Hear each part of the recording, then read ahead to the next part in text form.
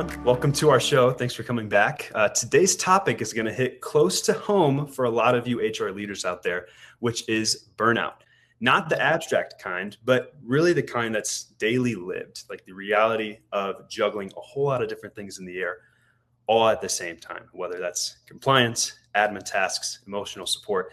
Fill in the blank. There's probably something you could include in here to include in that. And in the middle of everything that's going on, AI is emerging as a tool that doesn't replace HR, but actually helps HR reclaim something incredibly important to you, which is mental bandwidth. And to help me unpack this today, I'm joined with Jessica Winder, who's a CPO at Winder Law Firm, who definitely has a unique perspective and incredible insight on this topic. So Jessica, thanks for joining me. Really appreciate it. Looking forward to our wonderful conversation.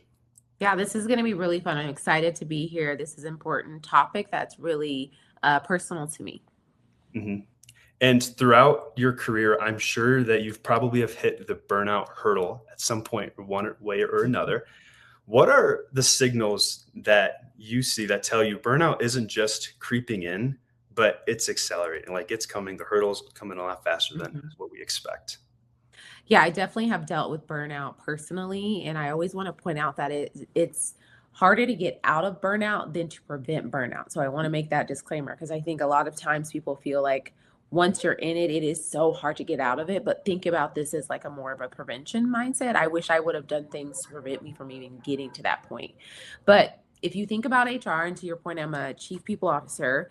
HR is like constantly juggling like compliance, admin tasks, emotional support for leadership and for staff. And it takes a toll on you because you can only take so much. Just think about it as you would, an example would be like a therapist. If you're a therapist, you're hearing people's problems all day long, and then you're still taking that in. And I think of it kind of the same way as HR. And then you have like the higher pressure responsibilities. You're trying to please leadership and also trying to please employees. And you can feel like no one is there to actually support you, and you need resources as well. And so that can then show up as burnout and as like not thinking through how you can support yourself because you're so focused on supporting everybody else. Absolutely. HR, I think naturally is emotional by nature. It's an emotional Mhm. role that comes into play when any type of corporate environment, but the operational load can sometimes overshadow that. Why are traditional or manual workflows like really taxing on HR's like emotional or mental energy in this case? So I know some people have probably heard of like code switching, where you feel like you have to turn your personality or your way of talking or your way of being on and off. And the Mhm. same thing can go with task switching. Like you're constantly switching tasks. And one day I might go from speaking to the leadership team about risk management to talking to an employee who's about to go on leave and might be feeling very emotional about it, to then talking to someone who is like an outside provider, or someone that's a vendor. So that amount of switching in your focus drains your energy because you can't, people talk about multitasking, and there's a lot of science behind multitasking. It actually doesn't work. You need to focus on what you're doing, and that is how you get into a state of flow. And most HR people are not able to get into a state of flow because there's so much switching. And then the admin work, it like steals, I would say it steals your joy.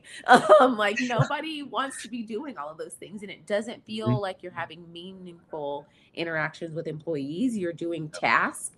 And if AI, and I personally use AI a lot to help me take a lot of that admin stuff away so that I can focus on like personal interactions and get back to the human side of HR.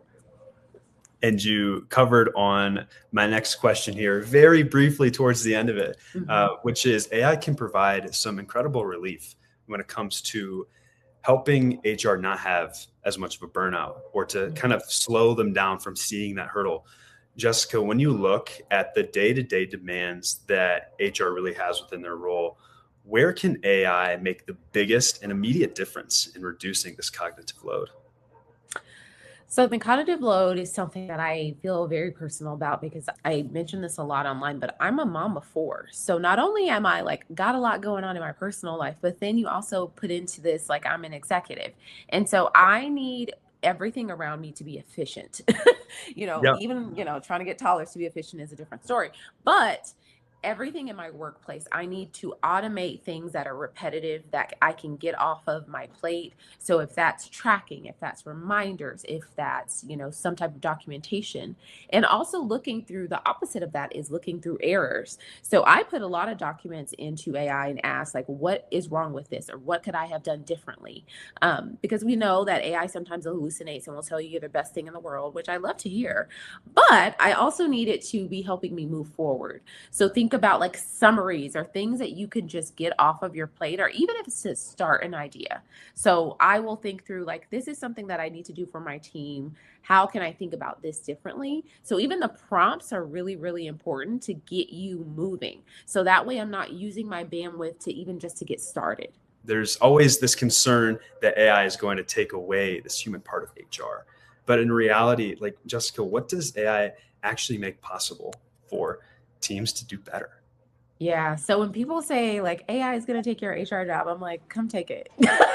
And I say that like lightheartedly, but I'm like, AI is there to optimize and make things easier, but the people part of HR is going nowhere. So the ability to walk into a room and read what's going on, to have very personal conversations with people about their lives, their livelihoods, what's next for them in their career, if they need to take a break, their mental and sometimes physical health when they're talking about certain things, you can't do that with a bot.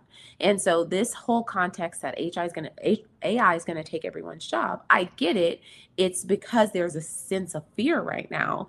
But if you think about HR to the very core, it's meant to be interpersonal conversations and guidance to leadership and employees. And that's not going to go away. I don't care how many bots you train to do whatever, that's not going away. So my thought is, why are we not changing that narrative to this is how we can take away things that are repetitive and we don't need, to optimize being human focused. So elevating HR to get back to being very human. Let me talk to employees. Let me understand what's going on, what's the context of their decisions, instead of doing admin work. And providing that human support Mhm. is incredibly important when it comes to taking a leave of absence. But one thing that we hear so often from our side here at Tilt is we hear people say, I care deeply about our people. I Mhm. just can't show up for them the way that I want to. How does handing off the admin work to AI completely change the way HR can show up for employees? So I'll give an example where I started using AI on tasks that were administratively focused, and I got so much time back that I was able to. One of the things I love to do, especially when we have like in office days, is I want to walk around and talk to people. Now, you might believe this is that I can talk to anybody. My husband says I could talk to a wall. So part of that though is that I want people to feel like as HR, am not off and like never land. You can only talk to me when there's a problem. You can only talk to me when there's something like super deep. Like maybe let's just have a conversation about dinner or your kids or your vacation. So having that wall be come down is very, very important. And the only way to be able to do that is to take some things off of your plate where you're not having to sit in your office and just focus on, let me type this document up. So you're able to be at a more place where you can be emotionally available for employees, which is what people want from HR. We've heard the narrative time and time again, HR is not your friend. Well, people feel that way because they feel like HR is isolated. So it gets you away from being so isolated. Yeah. And there's a ripple effect that can come out Mhm. of it when HR is extremely supportive, whether it's during a leave or not. Like that role in of itself helps employees feel more valued and welcomed when it comes to just working on a day-to-day basis, but also when things come up. Let's kind of pivot and talk about this ripple effect a little bit more. When Mhm. HR gets some of the breathing room back and they're able to focus on supporting their employees, the culture shifts, right? It's just Mhm. inevitable. How do you see that extra capacity influencing an organization as a whole? The mindset goes from I just need to survive this day or this task or this period to this is how I can have a positive impact and not be thinking about the things that I'm missing. And I want to give you context for that. So we're in the beginning of the year. Think about, for a lot of HR people, this is when you're doing risk analysis on the year, you're doing budgets that were started in, the previous year but are finishing this year. You might be doing performance reviews or planning for performance reviews. So these are things that you're already thinking of, and then you're thinking about Q2, Q3, Q4. If you are already in the depths of that, you are already thinking of details and making sure you're not missing things, instead of, this employee seems unwell, or they have started to show patterns of being dissatisfied. How can I help them? Or this person is a high potential employee.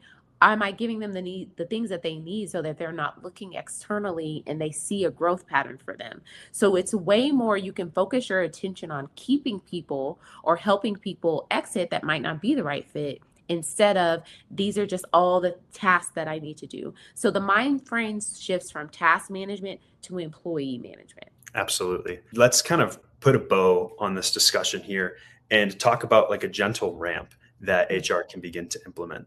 For teams who want relief, but feel hesitant or maybe concerned or overwhelmed, like what is an easy place for them to start experiencing the benefits of AI without really diving into the deep end?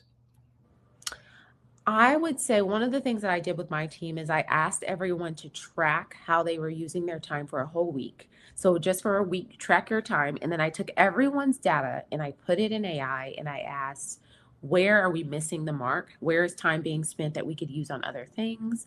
And AI was able to tell me, hey, these are hours that are being spent doing things that are really simple that AI could do for you. And then you could use that time. So even if you just start with tracking and like reminders, you're in the right direction. Because even just having the data, so looking at the data actually opened my eyes to like, oh my God, I could be using my time way more efficiently. And we did this the first week in the year. So it was like a new year, new us vibe. And so it really was helpful.